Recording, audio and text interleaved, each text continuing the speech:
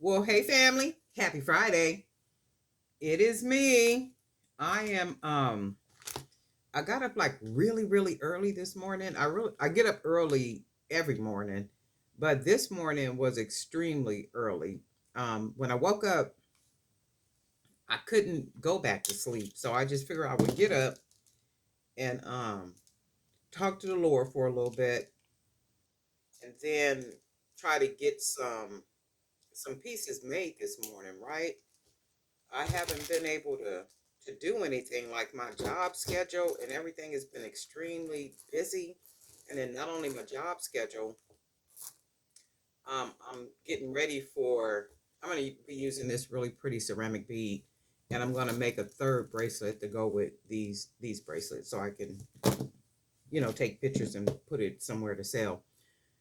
But around this time, I start getting ready for the toy distribution. So this is October, November, December. So everything starts happening in October, like doing all the sign-ups, just getting everything prepared, the building, volunteers, who's gonna do what, sign-ups, where people got to register and all this kind of stuff, putting emails together, so those communications can go out to people so people know what's going on before they even get to the location to pick up the toys.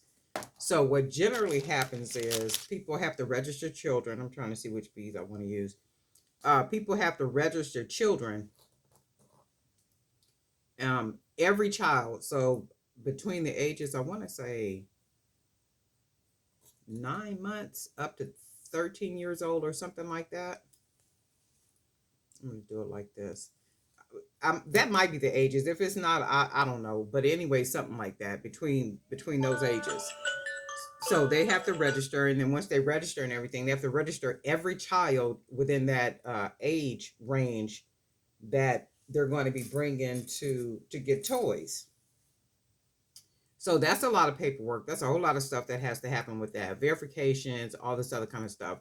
And what generally happens is the day of, people will show up with extra kids, like they can just bring extra kids. That would be pretty, but I want to actually see the bead.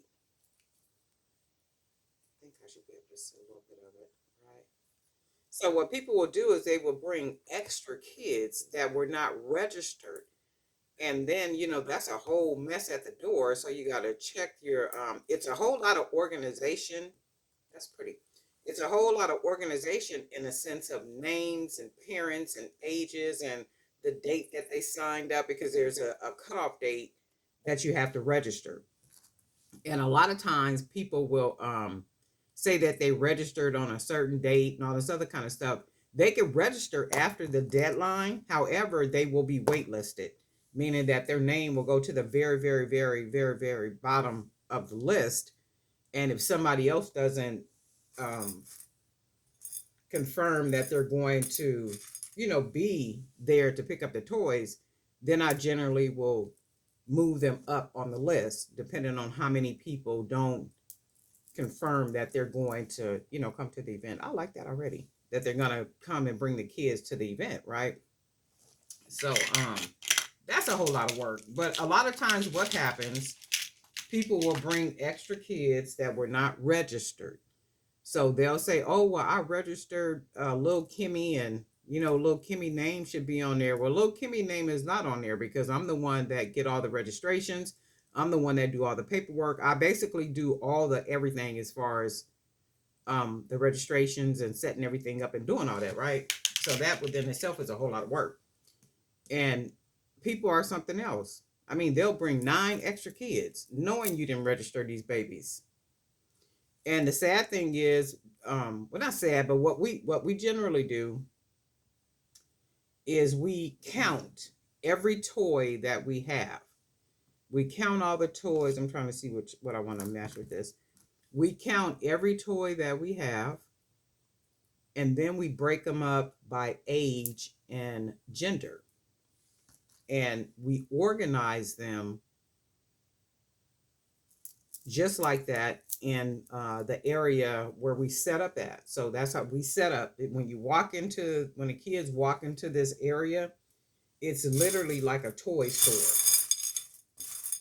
Literally like a toy store. So they walk in, they lose their mind because the way everything is set up, all you see is just toys, toys, toys, toys, toys, just all over the place. And that's really pretty. And we generally let them, they usually get between 9 and 10 toys each, depending on how many toys that we got and how many kids signed up, right? But it generally works out to be where they get between 9 and 10 toys, you know. So even like with the numbers, like I would write the numbers on little cards, those little cards. And then as people showed up, they would get a number. Like, you know, if you came first, you got number one. Somebody came second, they got number two, stuff like that. So when you know 6 can look like a 9 and a 9 can look like a 6. People be trying to say they number was, well, this number is that's really pretty, huh? This number is 6, and somebody got to call me from the back because there's something going on at the door. And I'm just like, well, wait a minute. No, you know that's a 9. You know that's a 6. And I'll just be like, man, people are really something else. They are really something else. And I just be like, we're not doing all this. You know, we just not doing it. It's just the way people do things. You know, you bring in all these extra kids. You're trying to say a number is a number that's not a number. That's really pretty, right? I really like this. You're trying to say, I think what I'm going to do is I'm going to put these on last. And I'm going to put those on last because I can, and I'm using a 1.5 millimeter cord. And that's why I'm going to put those on last so I can do the big knot. But it's a lot of work. So I've been really busy, you know, doing that, just getting all that stuff together. And it's like I love, you know, doing the little event every year, but it is like so much work. It is like so much work. You know, everything is a lot of work. But I love doing it because I love seeing, you know, the little kids all happy and they got their 33-gallon, this is really pretty. They got their 33-gallon trash bags and they get to come in and, oh, let's see, I think I'm on, yeah. They get to come in and grab between 9 and 10 toys each. Some years they've gotten 11 or 12, depending on, because was it during COVID? I want to say 1 year right after COVID, everything was still kind of closed down and they wanted people to wear masks and all that kind of stuff. And we did that too, where they had to wear masks. They had to sanitize their hands when they came in.